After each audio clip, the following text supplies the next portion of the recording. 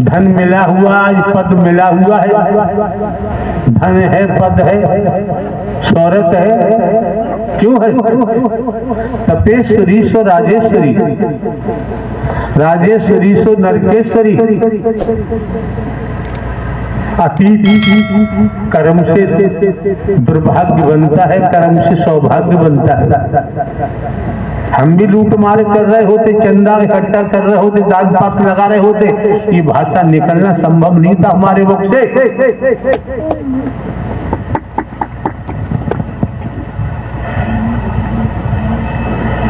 किया है, भोगना तो पड़ेगा। चोर चोरी कर रहा है, 20 बार चोरी कर ली, 21 बार में पकड़ा जाएगा, बचेगा नहीं। सब अपराध पेलने की छोड़ेगी नहीं।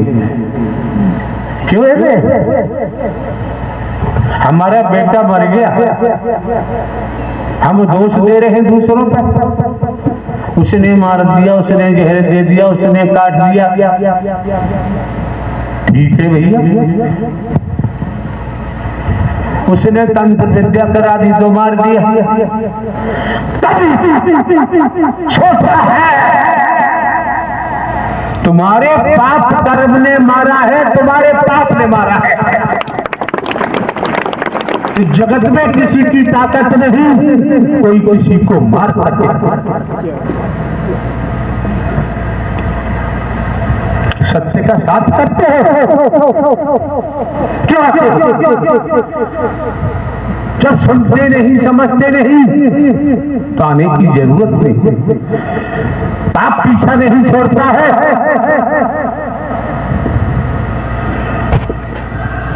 राजा हो चाहे रंग बली हो चाहे अलिया, संतरी हो चाहे मंत्री, अधिकारी हो चाहे कर्मचारी, इस जहान में कोई हो कर्म ने पीछा नहीं छोड़ा है। इस मुंह से सुना होगा, अब पारों को भी कर्म फल भोगना पड़ता है। ड्रामा करते हैं संत मत भेजे में मस्तक में जाता नहीं। अनगिनत बार कहा जाता है आप सही में निस्वार्थ प्रेम होना चाहिए। अगर स्वार्थी प्रेम है तो वो वासना बनेगा, विचार बनेगा।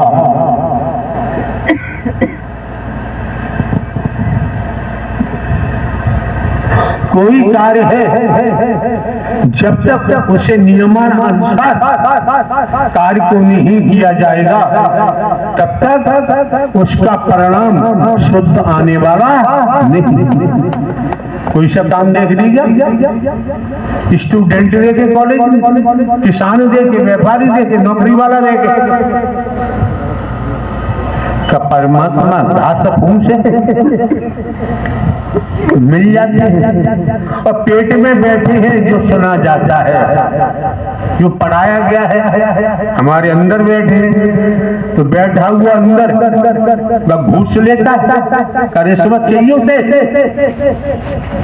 आप बताओ, तुम बताओ ईमानदारी से, जब तुम्हारे पेट में भगवान बैठा है तो भगवान को रिश्वत चाहिए?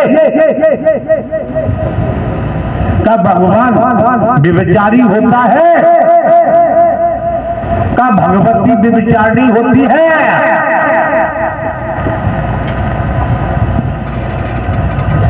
का भगवान का ब्रह्मांड में कोई दुश्मन है, कोई दोस्त है?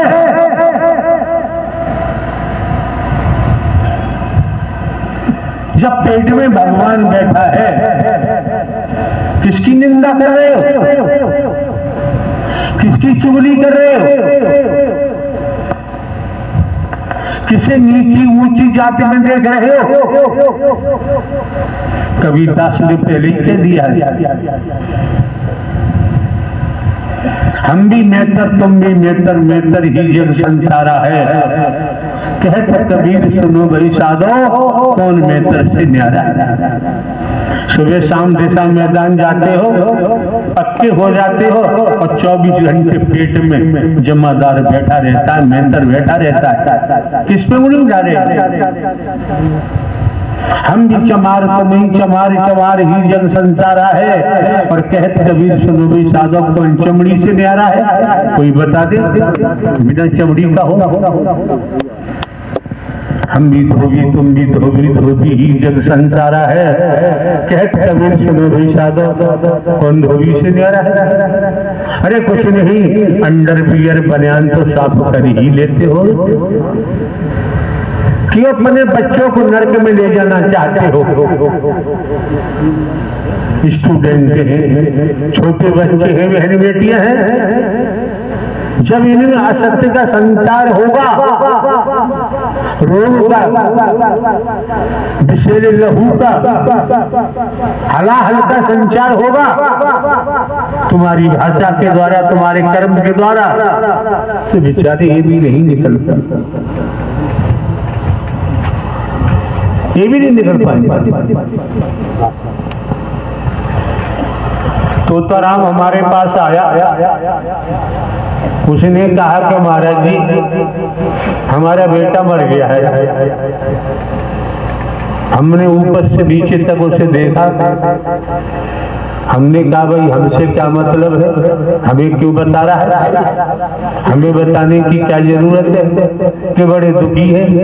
हमने कहा तू महादुखी होगा, तेरे महादुख को संसार में कोई हटा ही नहीं सकता। अगर तू दुख से महादुख से हटना चाहता है, एक पल सत्य का साथ कर ले, फिर मरने का तो आएगा ही नहीं, आ ही नहीं सकता। मिथ्या नफ्स दुनिया में फंसे पड़े, महल बनाने से भगवान मिल जाता है क्या है? क्या है?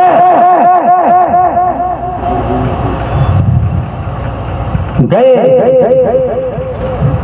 राजा गोपीचंद, 52 गढ़ का राजा,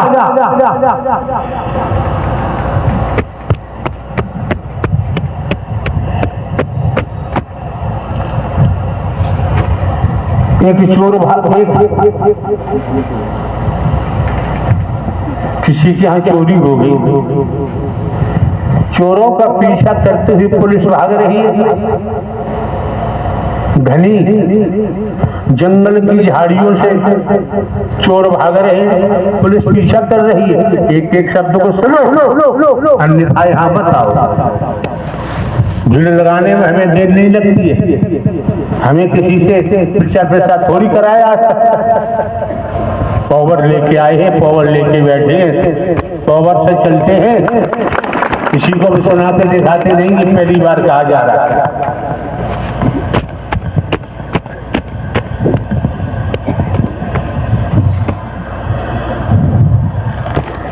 निगाह इधर उधर ही पुलिस वालों की, चोर तो भाग के आगे, उन्हें लगा कि माल झाड़ी में फेंक दिया। पुलिस वाले आते हैं झाड़ी के पास, झाड़ी में घुसे, भाई फकीर ध्यान में बैठा हुआ था परमात्मा।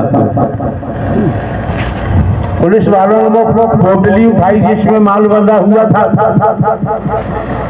और फकीर को पकड़ दिया, लेके चल दिए। कोई कर्म रहा होगा फकीर का, दुष्कर्म रहा होगा, क्या होता? ले जाकर राजा के दरबार में पेश किया, माल दिखाया मंत्री ने राजा को, इससे ये माल पकड़ा गया है।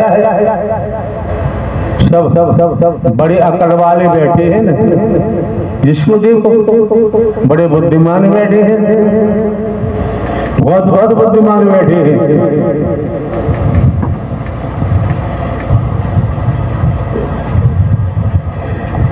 माल देखा, उससे फकीर से कहा ये तुमने चोरी की है? फकीर ने कहा मैं क्या जानूं चोरी क्या होती है, मैंने चोरी भोरी कुछ नहीं की है, मैं तो अपने परमात्मा का भजन खुलेआम करता हूँ, मुझे चोरी करने की जरूरत ही नहीं। फिर भी जो भी रहा हो, कोई कतरा रहा होगा किसी का। 40 चाबुक मारने की सजा राजा ने सुना दी। चाबुक मारने वाले को बुलाया, कपड़े उतरवा दिए, फकीर तो फकीर है नग्न और चाबुक पड़ रहे हैं। बेचारों में सोच रहा है कि मेरा कोई दुष्कर्म होगा, अच्छी बात है प्रभु इसी जन्म में कटवा रहे हो, दूसरा जन्म लेने की जरूरत नहीं पड़ेगी। इस दुनिया में हो दिखावा दिखा रहे हो, तुम शहंशाह हो, तुम बादशाह हो, तुमने महल बना लिए, नाश होगा, नाश सर्वनाश होगा। किस महल पे है हम पाखंड आडंबर में नहीं है। हरि परमात्मा के नाम को जो बदनाम करेगा उसका सत्यानाश तो होना ही होना, उसे से ब्रह्मांड में कोई नहीं बचा सकता, कोई सा भी भगवान नहीं बचा सकता। नाम बेचना, नाम को बदनाम करना, चाबुक पड़ रहे हैं, प्रभु इसी जन्म में कटवा दो, कोई कुकर्म पाप रहा होगा। चाबुक खाने के बाद ठोकर मार के फकीर को भगा दिया, तो भगा दिया। जब उसी झाड़ी में पहुंचा, वहां जाकर उसे बोध होता है, आंख में बोध होता है तेरा कोई पाप का कतरा था वो तो कट ही गया, लेकिन राजा को श्राप दे दिया, राजा को श्राप दे दिया। समय व्यतीत होता रहा, श्राप हावी हुआ, राजा को तोड़ कर इतिहास उठा लीजिए, इतिहास सभी ने पढ़ा होगा। राजा को तोड़ हो गया, कुछ समय के बाद राजा की मृत्यु हो गई। समय व्यतीत होता गया, एक दिन राजा गोपी चंद की माता ने अपने बेटे को बुलाया, पास बैठाला, कहा बेटा संसार में कहीं तुझे सत्य का साथ मिलता है तो कर ले, और नहीं मिलता है तो जा गोरखनाथ के चरणों में चला जा। बेटा गोपीनाथ ने कहा माँ तुम पागल हो गई हो, मैं बावनगढ़ का राजा, 16 से तो रानियां हैं मेरी, 100 वो 1000 कन्याएं हैं, कोई दूसरा भाई भी नहीं है जिसे सौंप करके और मैं फकीर बन जाऊं। यहाँ जो आता है तोड़ा मांगने भी आता है, नोटों की लूट करने आता है, रुपयों की लूट करने आता है, तोड़ा मांगने आता है, वही तो फैला हुआ है।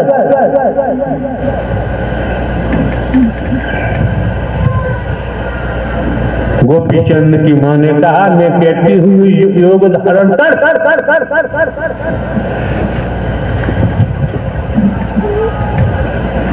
सत्य के साथ की थी गोपी चंद की माता, उसने उड़द की दाल को पिसवाया, उड़द की दाल को पिसवा कर और गोपी चंद का पुतला बनवाया। जब गोपी चंद का पुतला बनवाया, जब सूख गया, तब माता ने कहा, गोपी चंद की माता ने, इस पुतले को ले जा और फकीर झाड़ी में बैठा हुआ है, उसने शराब दिया है, वो शराब पूरा होगा, शराब दिया है पूरे परिवार का नाश होगा, सत्यानाश होगा। कि रुपया पैसा लेकर के इसकी आत्मा को दुखी कर रहा है। किसको दुखी कर रही हो? कौन सी कोने में परमात्मा रहता है, कौन सी दुनिया में रहता है? कहा अपने पुतला में तेरा मैंने जो उड़द की दाल का पुतला बनाया है, इसे ले जाकर इस समय समाधि में है फकीर, आंखें बंद है, कुछ दूरी पर अपने पैर मिट्टी में गाड़ देना, पुतला खड़ा हो जाएगा और तू छिप जाना दूसरी साइड में। माँ रास्ता बता रही है, गोपी चंद को क्या पता? पुतला ले जाता है अपना, जहाँ फकीर बैठा हुआ समाधि में वहीं पैर दबा दिए जिससे खड़ा रहे, और वो पीछे साइड में हो गया। जैसे ही समाधि टूटी गोपी, जैसी समाधि टूटी फकीर की, और सीधे निगाह पुतला पे पड़ी। जैसी आंखों में से अग्नि निकली और पुतला जल के राख हो गया। क्या हमको बेवकूफ समझ रहे हैं आप लोग? जमीन जायदाद तमाम परिवार तो आप किसी हमारा मतलब ही नहीं है, कोई लेने देने ही नहीं है। कहाँ नौकरी 14-15 वर्ष पहले इंटेलिजेंस ब्यूरो गजब की नौकरी। बेवकूफ समझ रहे हैं आप लोग? हम इंसानियत से रहते हैं, इंसानियत से बात करते हैं। अब ज्यादा गड़बड़ करोगे तो इसमें से भी आग फूटेगी, बता देंगे। हम किसी को दुखी करना नहीं चाहते। हमारे पास आकर गंदी सियासत कोई मत करना, हमको बर्दाश्त नहीं। हमें बातचीत भी प्रवास में भी हमारे पास जाने की जरूरत नहीं। हमें कोई धन दौलत की आवश्यकता नहीं। कंचन कामनी से हमारा मतलब नहीं है, हमारा किसी से संबंध नहीं। बहुत झेल लिया, बहुत झेल लिया। इस समय बैठे 566 शुगर है, अब इस समय लगभग कौन धाड़ लेगा? आईसीयू में एडमिट होगा, मर जाएगा, चला जाएगा साहब। हमारी थोड़ी है, बवंडर आता है, कब तक झेलेंगे? कितनी बार कहा है कि लाखों बीमारियां हमको हर समय लगी रहती हैं। अब बताओ हम कैसे झेलते हो? तो जैसे ही समाधि टूटी और पुतला देखा, तुरंत स्मरण तो राजा का बेटा। फिर देखा इसकी माता सत्य के साथ सदियां दे दिया, उसने अपने कुनबे को नाश कराने से बचा लिया। जैसी आग पड़ी पुतला जला, तुरंत गोपी चंद आके लेट जाता है। तो हकीम ने कहा कि तेरी माता ने तुझे बचा लिया, परिवार को बचा लिया, मैंने श्राप दिया था। पता है कौन कौन किसके श्रापित होकर दुनिया में चल रहा है? वही मेरे सामने आते हैं। बेटा मरे, बेटी मरे, पति मरे, पत्नी मरे, नंगा हो भुखमंगा हो, भिखारी हो, कीड़ा मकोड़ा बने, सांप बिच्छू छिपकली बने, कदम पीछा छोड़ता नहीं है। मानो मत मानो, हम मनवा दे दोगी। ये प्रोग्राम देना पड़ा, ईपी में हम आने को तैयारी नहीं। संसार पड़ा है हमारे लिए, बच गया। लौट के आता है अपने माता के चरणों में लेटा। माँ ने कहा हरि ने बचा दिया, कर्म पीछा नहीं छोड़ता है। क्या कहा माता ने? देख तेरा पिता, तेरे पिताश्री जवान थे और मैं देख बड़ा मैं जवानी में विधवा हो गई, बहुत सुंदर थे, फिर भी रोजाना चंदन का उपचार कराते थे, कच्चे दूध से स्नान करते थे, तेल फुलेल इत्र छिड़के जाते थे, नौजवान बालाएं सेवा करती थी, मर गई, मैं विधवा हो गई।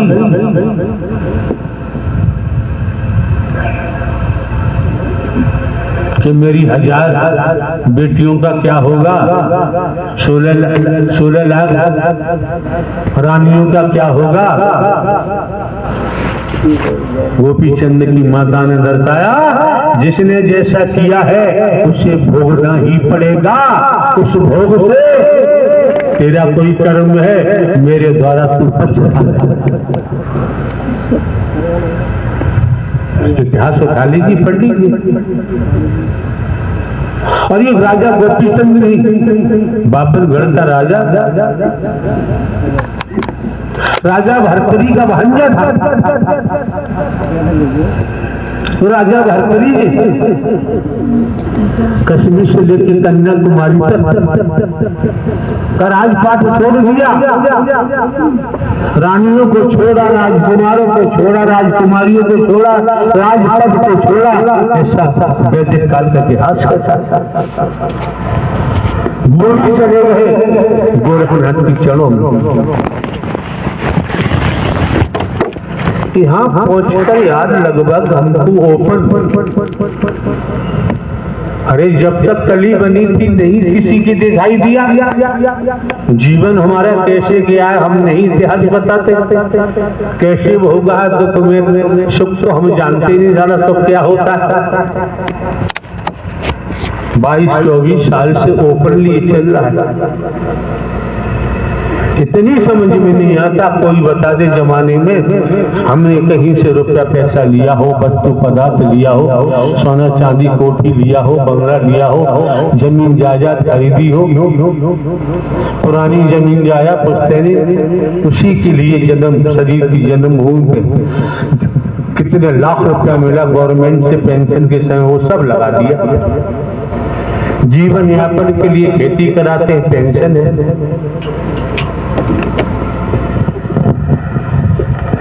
समझ लेना चाहिए, किसको बदनाम करोगे तुम्हारा सत्यानाश खुद ही हो जाएगा। महल बनाने से अगर कल्याण होता तो लंकापति रावण का वध नहीं होता। महल बनाने से कल्याण होता, राजा बनने से कल्याण होता। द्वापर का लेख कहता है राजा कंस का वध नहीं होता। कितने कितने बलशाली बताते हैं,